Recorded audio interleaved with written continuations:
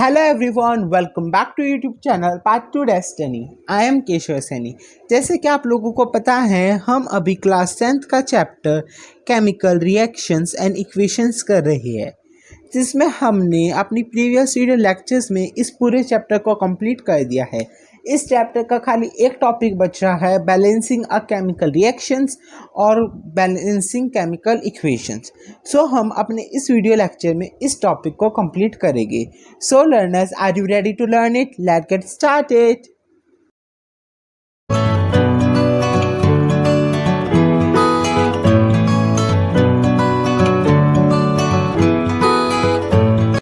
जब हम बैलेंसिंग अ chemical equation की बात करते हैं तो हमारे दिमाग में सबसे पहले क्या आना चाहिए, या एक केमिकल इक्वेशन को बैलेंस करना क्या होता है।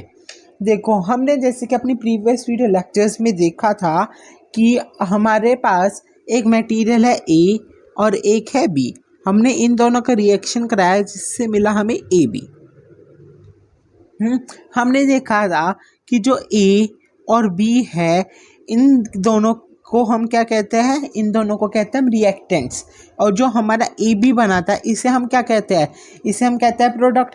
तो हम इसमें क्या कहते हैं? इसमें हम कहते हैं कि जब हमारे रिएक्टेंट साइड में और प्रोडक्ट साइड के एटम इक्वल हो जाती है, तो जो हमारी इक्वेशन या रिएक्शन होता है वो बैलेंस हो जाता है। That's simple. अब हम देखते हैं कि हमारी डेफिनेशन हमें क्या बताती है। Balancing a chemical equations has number atom of each element equal on both left and right side of the reaction। कि एक रिएक्शन के दोनों साइड, राइट हैंड साइड और लेफ्ट हैंड साइड, हमारे नंबर ऑफ एटम उस element के equal हो जाए तो उसे हम कह देते हैं कि हमारी केमिकल रिएक्शन बैलेंस हो गई।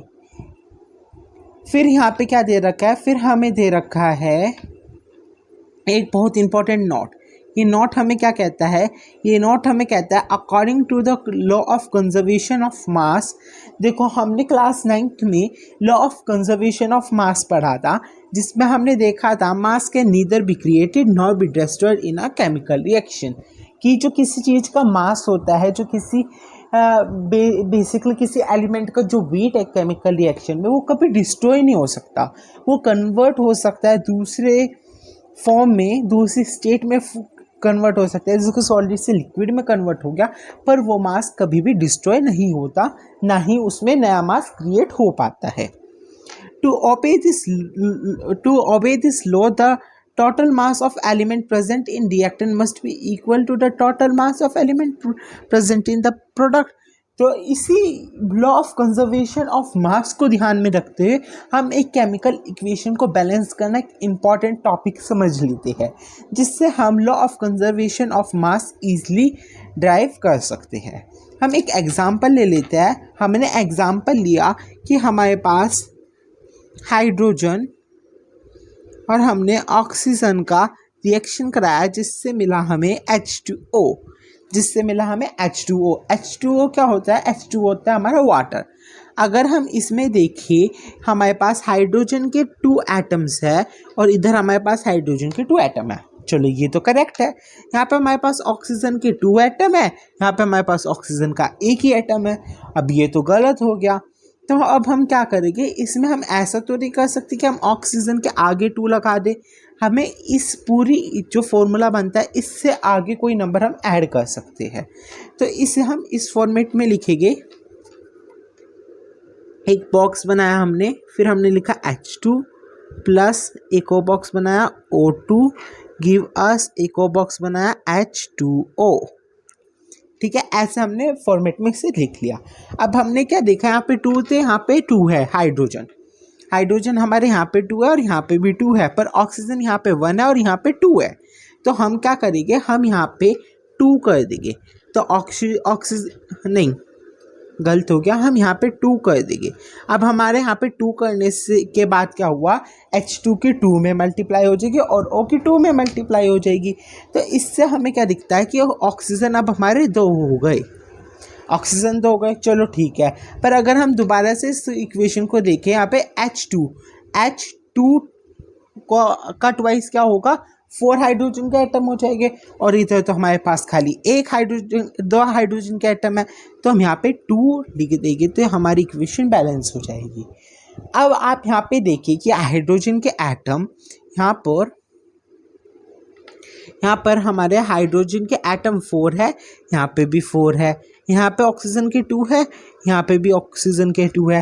तो इससे हम क्या कह सकते हैं, इससे हम कह सकते हैं लॉ ऑफ कंजर्वेशन ऑफ मास जो होता है उसे प्रूव करने के लिए उसकी इम्पोर्टेंस बताते हुए हम एक केमिकल इक्वेशन को बैलेंस करते हैं।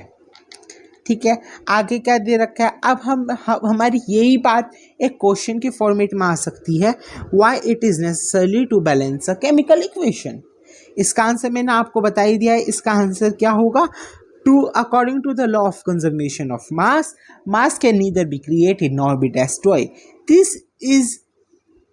that is the total mass of an element present in the product of a chemical reaction has to be equal to the product in the total mass of the element present in the reactant।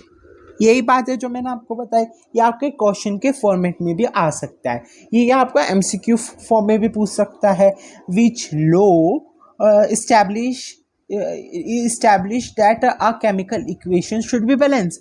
Answer क्या होगा, इसका answer होगा law of conservation of मास। ठीक है, अब हम क्या देखते हैं, अब हम देखते हैं कि एक केमिकल इक्वेशन को बैलेंस कैसे करता है। देखो अभी मैंने आपको हाइड्रोजन और ऑक्सीजन का फॉर्मेट से बताया था, वो फॉर्मेट हम कह सकते हैं शॉर्टकट ट्रिक है, पर अगर हम एनसीईआरटी के द्वारा देखें तो हमारे डिफरेंट स्टेप्स रखे हैं जिन्हें हमें सॉल्व करके एक इक्वेशन को बैलेंस दिखाना होता है। ठीक है, तो अब हम यहाँ पे देखते हैं कि ये क्या क्या बताता है। हमारे यहाँ पे क्या लिखा है, फर्स्ट स्टेप है हमारा, a word equation is written in a formula form. अगर कोई इक्वेशन हमें वर्ड की फॉर्म में दे रखी है तो हमें उसे फॉर्मूले की फॉर्म में चेंज करना होगा। एग्जाम्पल हमें दे दिया कि hydrogen plus oxygen give us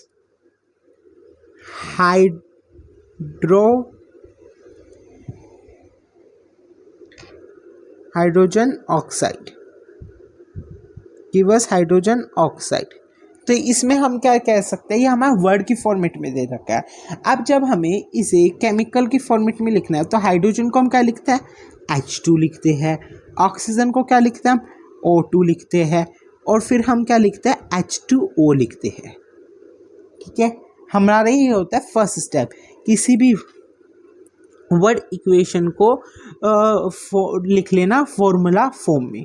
फिर क्या कहते हैं, to balance a chemical equation first draw boxes around each formula, don't change anything inside the box while balancing a equation. देखो यहाँ पे हमें एक बात एक नोट के साथ दे रखी है कि अगर हमें एक इक्वेशन को बैलेंस करना है तो एक तो हमें उसके आगे बॉक्स बना देने चाहिए। ठीक है, इसे मैं दोबारा से बना लेता हूँ। एक हमने बॉक्स बनाया और फिर लिखा H2O, फिर हमने एक बॉक्स बनाया,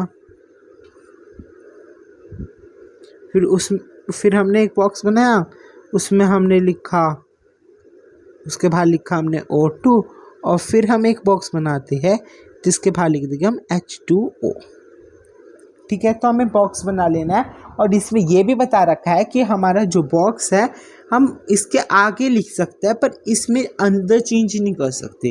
नहीं तो इसे बैलेंस करने के लिए हम सिंपली क्या कर सकते थे, ओ के आगे 2 लगा सकते थे, पर हम ऐसा नहीं करेंगे, ऐसा हमारा माना नहीं जाता, ऐसे हम इक्वेशन को बैलेंस नहीं करते। ठीक है, ये एक हमारा नोट है जो आपको अपने दिमाग में याद रखना होगा। ठीक है, हमारा सेकेंड स्टेप क्लियर हुआ। अब हम अपना थर्ड स्टेप पढ़ते हैं, least number of atom of different element present in an unequal equation. अगर कोई इक्वेशन आपकी अनइक्वल इक्वेशन है, अनबैलेंस्ड इक्वेशन है, तो उसमें क्या होगा कि हमारे एटम के नंबर्स दोनों साइड चेंज होंगे, जिससे कि हम यहाँ पे देख ही सकते हैं। हाइड्रोजन हमारे पास यहाँ पे 2 है, यहाँ पे भी 2 है, पर हमारे पास यहाँ पे ऑक्सीजन 2 है और यहाँ पे हमारे पास ऑक्सीजन खाली 1 है। ठीक है, तो इससे हमें पता चल जाता है इस इक्वेशन को हमें बैलेंस करना होगा। कई बार ट्रिकी क्वेश्चन आ जाते हैं, बैलेंस्ड इक्वेशन देते हैं और कह देते हैं फिर इसे बैलेंस करो, तो वो आपको कंफ्यूज कर देता है। थर्ड पॉइंट क्लियर हुआ। फोर्थ पॉइंट क्या कहता है, equalize the number of atom on the both side of the reaction. किसी भी रिएक्शन, जो भी रिएक्शन दे रखा है उनके दोनों साइड नंबर ऑफ एटम को चेंज कर दो। ये वाला स्टेप हमारा मोस्ट इम्पॉर्टेंट स्टेप होता है, इससे ही हम इक्वेशन को बैलेंस करते हैं। अब आप मेरी बात ध्यान से सुनिए कि यहाँ पे हमारे पास, हमें पता ही है हाइड्रोजन के 2 एटम है, यहाँ पे भी 2 है। यहाँ पे हमें हाइड्रोजन के 2 एटम, ऑक्सीजन के 2 एटम करने हैं, तो हम क्या करते हैं, हम यहाँ पे बाहर 2 ही लिख देते हैं, क्योंकि हमें पता है 2 की मल्टीप्लाई O से भी होगी और 2 की मल्टीप्लाई H2 से भी होगी। ठीक है, तो हमने यहाँ पे 2 लिख दिया। तो अब हमारा जो ऑक्सीजन था उसका नंबर तो हमारा बैलेंस हो गया, पर जो हमारा हाइड्रोजन था वो 4 हो गए इधर, और इधर हमारे 2 हाइड्रोजन है, तो अब हम यहाँ पे भी 2 लिख देंगे। अब हम इस इक्वेशन को चेक करते हैं, तो हम क्या देखेंगे इस इक्वेशन में कि यहाँ पे H2O, H के कितने मॉलिक्यूल है, 4 मॉलिक्यूल है। यहाँ पे H के कितने मॉलिक्यूल है, 4 मॉलिक्यूल है। ठीक है, 4 एटम्स कह लो या मॉलिक्यूल कह लीजिए। यहाँ पे ऑक्सीजन के कितने एटम है, यहाँ पे ऑक्सीजन के 2 एटम है। यहाँ पे ऑक्सीजन के कितने एटम हो गए, यहाँ पे भी ऑक्सीजन के 2 एटम हो गए। तो अब हम देख रहे हैं ना कि रिएक्टेंट साइड और प्रोडक्ट साइड के हमारे number of atom of an element equal हो गया। तो यहाँ पे हम कहते हैं हमारी इक्वेशन बैलेंस हो गई। अब हम देखते हैं हमारा 5th पॉइंट क्या कहता है। हमारा 5th पॉइंट कहता है the physical state of the reaction and the product are mentioned along with their chemical formulas। कि physical state of reactant and product भी हम मेंशन कर सकते हैं, मतलब इंफॉर्मेटिव वे बनाने के लिए हम इन्हें मेंशन कर देते हैं कि हमारा क्या किस फॉर्म में होता है। हाइड्रोजन हमें पता है लिक्विड फॉर्म में प्रेजेंट होती है, लिक्विड नहीं मतलब लिक्विड फॉर्म में हाइड्रोजन आती है, पर हमारी बेसिकली गैस फॉर्म में होती है, और ऑक्सीजन भी हमारी गैस फॉर्म में होती है, पर जो हमारा H2O होता है वो हमारा लिक्विड फॉर्म में होता है। इस चीज़ को भी हम यहाँ पे मेंशन कर सकते हैं। यहाँ पे हम कह देते हैं हमारी एक इक्वेशन बैलेंस हो गई है। ठीक है, समझ गए इक्वेशन को कैसे बैलेंस करता है। अब हम यहाँ पे एक और फॉर्मूला देख लेते हैं, और फिर मैं आपको 3 फार्मूलाज घर में होमवर्क के लिए दूंगा, जिसे करके आपको कमेंट सेक्शन में उसका आंसर लिख के भेजना होगा। ओके, तो अब हम अपना सेकंड एग्जांपल देखते हैं। हमारा क्वेश्चन है कि हमने लिया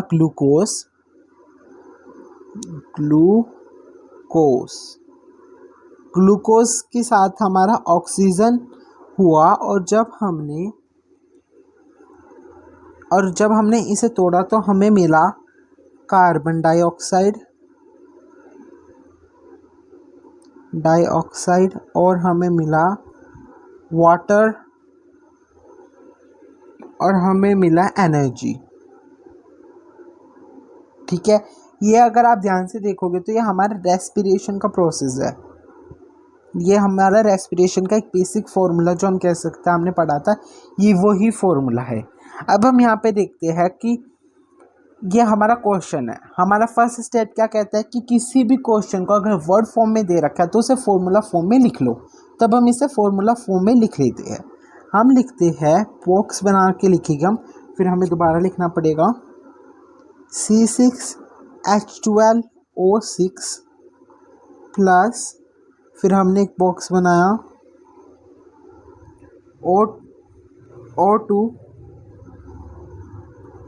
विच इज़ ऑक्सीजन, फिर हमने इसका रिएक्शन कराया, फिर हमें मिलते हैं CO2, उसके साथ हमें मिलता है H2O, और उसके साथ हमें मिलता है ATP। अब देखो यहाँ पे जो हमारा ATP है, इसका यहाँ पे पूरी इक्वेशन में कुछ वर्क नहीं होगा, क्योंकि ATP इज़ एन एनर्जी जिसका हम केमिकल फॉर्मूला नहीं लिख सकते। ठीक है, तो ये हमारी बायोलॉजिकल यूनिट हो जाती है, तो हम ATP से तो हमारा कुछ लेना देना है नहीं इस इक्वेशन में। हम देखते हैं कि जो हमारा ये फॉर्मूला है, इसे हमें इसके इक्वल कैसे करें, मतलब प्रोडक्ट साइड को रिएक्टेंट साइड के इक्वल कैसे करें। तो अब हम यहाँ पे क्या देख रहे हैं, हम यहाँ पे देख रहे हैं कि हमारे यहाँ पे कार्बन के 6 मॉलिक्यूल है। कितने एटम है हमारे कार्बन के, 6 है। यहाँ पे कितने, 1 है, तो हमें यहाँ पे 6 से मल्टीप्लाई कर देते हैं। किससे मल्टीप्लाई कर देते हैं? 6 से मल्टीप्लाई कर देते हैं। ओके, हमने 6 से मल्टीप्लाई कर दिया। फिर हम क्या देखते हैं, फिर हम इस साइड आ जाते हैं। इस साइड हमारा क्या है? इस साइड हमारा है हाइड्रोजन। हाइड्रोजन हमारे यहाँ पे कितना है? 12 है, और यहाँ पे कितना है? 2 है। तो हम यहाँ पे 6 कर देंगे, क्योंकि 6 2 12, यहाँ पे भी 12 हो जाएगी, यहाँ पे भी 12 हो जाएगी। अब हम देखते हैं हमारे ऑक्सीजन कितना है। ठीक है, ऑक्सीजन हमारा यहाँ पे 2 ऑक्सीजन है। ठीक है, और यहाँ पे कितना है हमारा? 6 into 2 12, and 6 into 2 is 6 into 1 is 6। तो हमारे यहाँ पे कितने हो जाते हैं? यहाँ पे हमारे 12 हो जाते हैं, यहाँ पे हमारे 6 हो जाते हैं। टोटल हमारे 18 ऑक्सीजन के एटम बन जाते हैं। तो अब हम कैसे से इक्वल करेंगे? क्योंकि हमारे यहाँ पे इधर तो इक्वल हो रहा है, हाइड्रोजन और कार्बन तो इक्वल हो रहा है। तो अब हम यहाँ पे इस बॉक्स में कुछ लिखेंगे जिससे कि हमारा ये इक्वल हो जाए। ठीक है, हमने क्या देखा? यहाँ पे हमारे 12 है, और यहाँ पे हमारे कितने हैं? यहाँ पे हमारे 6 है। 12 + 6 इज 18, और 18 हमारा आ रहा है, तो हम इसे यहाँ पे मल्टीप्लाई कर देते हैं 9 से। तो 9 2 जा 18। तो यहाँ पे हम कह सकते हैं हमारी ये इक्वेशन बैलेंस हो गई है। ये हमारी एक इक्वेशन को बैलेंस करने का फॉर्मूला हुआ। पर यहाँ पे मैं आपको एक चीज़ मेंशन करना चाहूँगा कि 6 ऑक्सीजन कि जो हमारा ऑक्सीजन के एटम होते हैं वे हमारे यूज़ हो जाते हैं एटीपी की प्रोडक्शन के लिए। तो इसलिए हम यहाँ पे 9 की जगह 6 लिखेंगे, क्योंकि 6 ऑक्सीजन तो हमारे यूज़ हो रहा है एटीपी की फॉर्मेशन के लिए, और यहाँ पे हमारे कितने हो रहे हैं? 12 यहाँ पे हो रहा है। तो इसलिए हमारा फॉर्मूला जो होता है वो बनता है C6H12O6 6O2O को अगर हम रिएक्ट कर देते हैं तो 6CO2 + 6H2O + ATP और एनर्जी हमें मिलती है। ये हमारी एक इक्वेशन को बैलेंस करने का फॉर्मूला होता है। ये एक ट्रिकी इक्वेशन थी जिसमें ATP आ गया था, जिस वजह से आप लोग कंफ्यूज हो सकते थे। ये एक हमारी इक्वेशन ऐसी है जिसे आपको दिमाग में रखना होगा। अब मैं आपको आज का होमवर्क बताता हूँ, आज की 3 क्वेश्चन बताता हूँ जो आपको होमवर्क में करके कमेंट सेक्शन में बताने हैं। ये तीनों हमारे आज का होमवर्क होगा। अगर हमने हाइड्रोजन और क्लोराइड को रिएक्ट कराया तो हमें हाइड्रोजन क्लोराइड मिलता है। अगर हमने बैरियम क्लोराइड को एल्यूमिनियम सल्फेट के साथ रिएक्ट कराया तो हमें बैरियम सल्फेट और एल्यूमिनियम क्लोराइड मिल रहा है। अगर हमने सोडियम को वाटर के साथ कराया तो हमें सोडियम हाइड्रोक्साइड एंड हाइड्रोजन मिल रहा है। यह हमारे साथ वर्ड की फॉर्मेट में। पहले हम इसे कैसे लिखेंगे?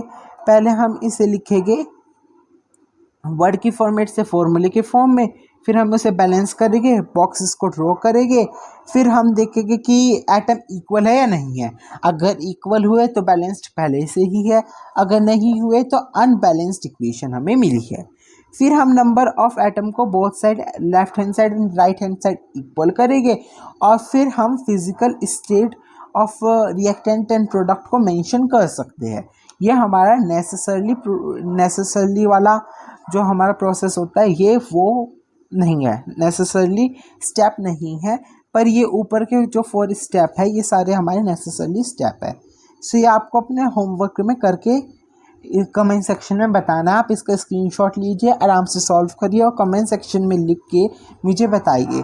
If you have any doubt you can ask me in the comment section below, and like this video if you like the video, and subscribe to my channel, and have a nice day. Bye.